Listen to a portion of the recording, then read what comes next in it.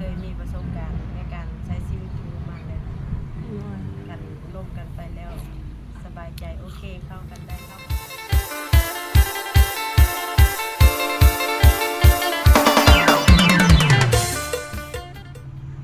โอเคทุกคนเนาะมื้อนี้ก็ได้มาหาผู้สาวโสดอีกแล้วทุกคนเนาะโดยเอาสบายดี สบายดีเด้อ สบายดีเนาะ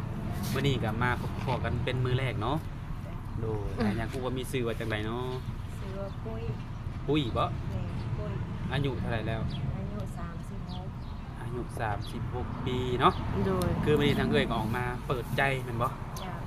เปิดใจนี่อยากได้คู่ชีวิตบ่ อยากได้คู่ชีวิตอยากได้คนล่มคนที่ว่าล่มแล้วเข้ากันได้นะร่วมแล้วสบายใจคันได้คู่ชีวิตก็ดี โดย อืม เพราะว่าเฮาก็เป็นคนโสด โดยและที่ผ่านมานี่เคยมีครอบครัวมาก่อนบ่มีลูกบ่ มีลูก2 คน ลูก2 คน จ้ะ ตอนนี้ลูกใหญ่อายุหลายปานใดแล้ว ผู้โกก็11 ปีผู้ที่2 10 ปี อืมลูก2 คนนี่อยู่น้ำเอื้อยหมดบ่ แม่อยู่น้ำเอิญมา ผู้หญิงหรือผู้ชายลูกนี่ ชายมือสอง ผู้ชายหมดสองโอ้ได้ลูกชายเนาะ โดย อยู่เป็นโสดมาโดนปานใดแล้ว 2 ปีไป 2 ปีปลายเนาะหลังจากได้เลิกลากันบ่ แม่เลิกแล้ว เลิกลากันมาก็บ่ได้ลมคนทางไหนเลยบ่ ก็ยังบ่เคยล่มกับเฮาก็มีอยู่แต่คนเข้ามาส่วนหลายที่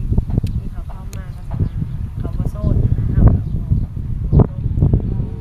มีเจ้าของอยู่แต่ก็ยังบ่ลมอยู่เนาะ ก็เลยตัดสินใจหัวล่มเพราะว่าการเราเปิดใจเขามีคนบ่โสดนะครับ คือเฮานี่โสดเนาะออกมาเปิดใจอยากได้คนคุยหรือว่าอยากได้คู่ชีวิตก็ดีเนาะแต่ถ้าว่าผู้ที่สิเข้ามาล้มนี่ขอให้โสดคือเฮาว่าไงกันเนาะถ้าว่ามีเมียติดบ่หรือว่ายังบ่ขาดกับเมียนี่บ่จำเป็นต้องเข้ามาเนาะอืมโดยคือในมื้อนี้ถ้าว่ามีคนหักคนแพงหรือว่าคนอยากมาสร้างมาสากับเอ้ยนี่เอ้ยก็พร้อมสิเอาเลยบ่ การล่มกันไปก่อนเนาะว่าเฮาก็บ่สามารถตัดสินใจได้ไวนะล่มก็ต้องใช้เวลาล่มกันไปก่อนเพราะว่าเฮาก็เคยมีประสบการณ์ในการใช้ชีวิตอยู่มาแล้วกันล่มกันไปแล้วสบายใจโอเคเข้ากันได้เข้ากับครอบครัวเฮาได้ก็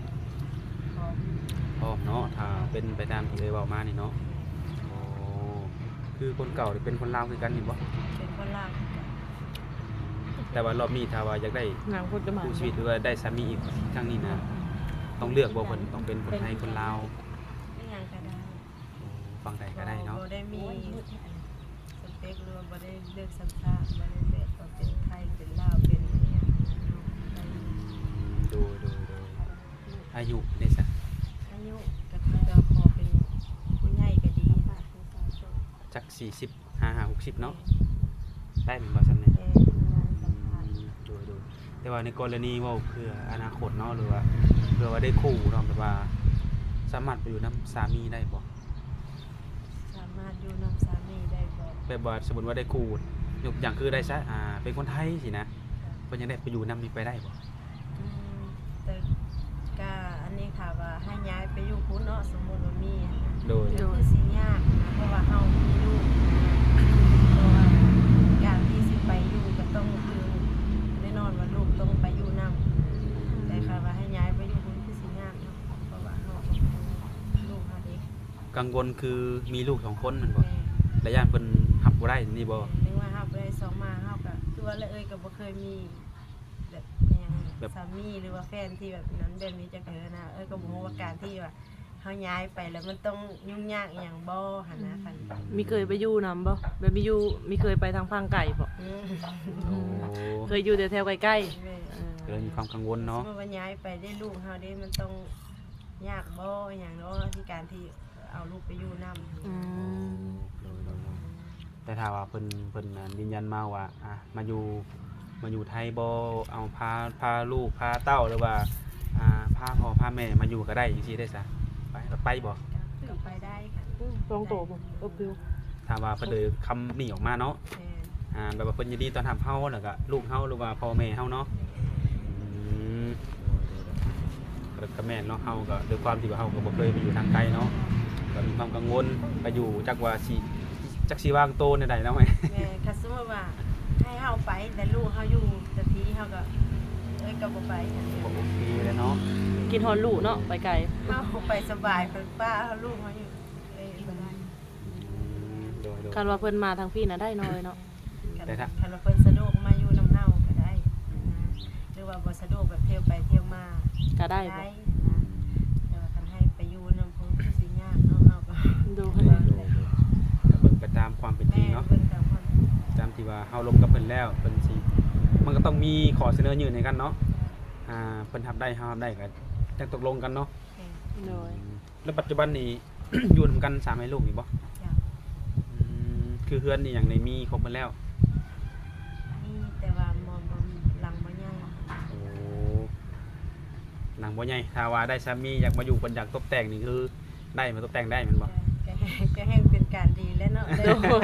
ได้ผู้มาสวยสร้างสวยสาต่อเนาะมา โดย เฮ็ดให้แห่งดี โดยคือปัจจุบันอยู่นำกัน3แม่ลูกก็ได้ในเฮ็ดนาหมดแต่ละปีอะ ก็เฮ็ดนา เฮ็ดนำกัน3แม่ลูกนี่บ่ คือสามไม่ลูกกับลูกก็บ่ได้เฮ็ดเนาะยังน้อยเขาเจ้ายังเฮ็ดบ่เป็นก็มีแต่ผู้เดียวนี่แหละเฮ็ดก็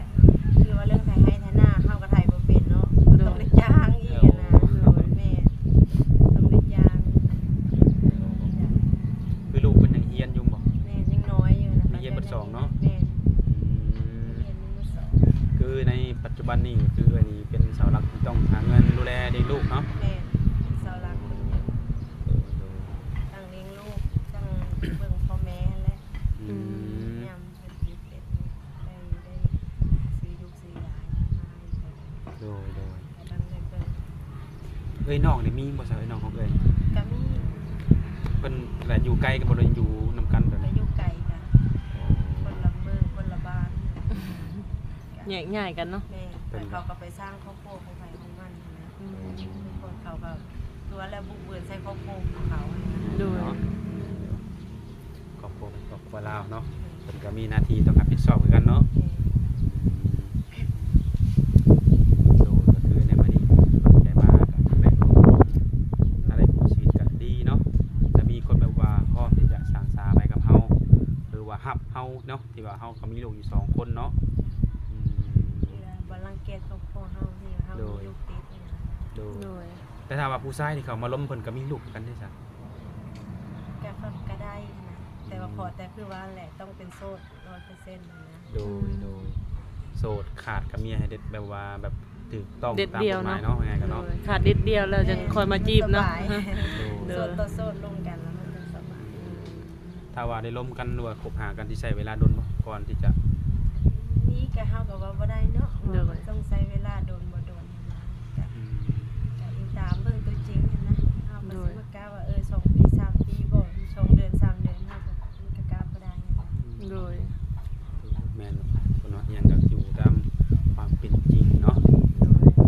ว่าเฮาสิล้มกันนี่มันสิเข้าใจกันไว้บ่เนาะ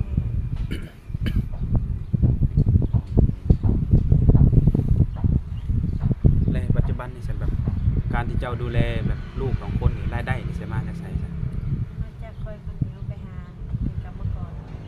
เป็นกรรมกร รับจ้างโฮจ้างมีงาน ดูตือว่าเก่งเนาะเอ้ยเนาะไว้ ถามว่าเก่งบ่มันก็บ่ได้เก่งนะแต่ว่าเฮาบ่มีทางเลือกเนาะเฮาก็ต้องได้สู้นะคันบ่สู้ผัดก็บ่มีเพราะเฮาคนเดียว โดย เป็นเสาหลักของครอบครัวต้องมีลูกต้องเบิ่งแยงเอาเพิ่นเฮาอยู่นำบ้านนำเมืองเนาะเฮามันก็มีรายจ่ายนู่นนี่นั่นบ้านเมืองเพิ่นเก็บเฮาก็ต้องได้ออกนะ โดย แบบรายได้ที่เห็นในปัจจุบันนี้เป็นไรเดือนหนึ่งได้จักล้านเลย 2 ล้านปลาย3 ล้านนี่แหละ แบบว่าใช้จ่ายแบบเพิ่นเก็บนั่นเก็บนี่นี่ก็เหลือพอใช้อยู่บ่ ก็ถามพ่อไซส์พ่อมันก็เกือบสิบ่พอแล้วเนาะสิคุมมือนี่นะอีหยังก็แพงก็ถามว่าเกือบสิบ่พอแล้ว เกือบสิบ่รอดพร้อมเนาะ โดย ดูตัวนี้ก็หลาย แต่ ๆค ยั น งดีว่าเฮาเฮียนอยู่บ้านเฮียนอยู่บ้านเฮาบ่ได้เสียค่าเทอมบ่ได้เสียค่ารถไปรับไปส่งหยังนะมันก็ลดตัวนี้ไป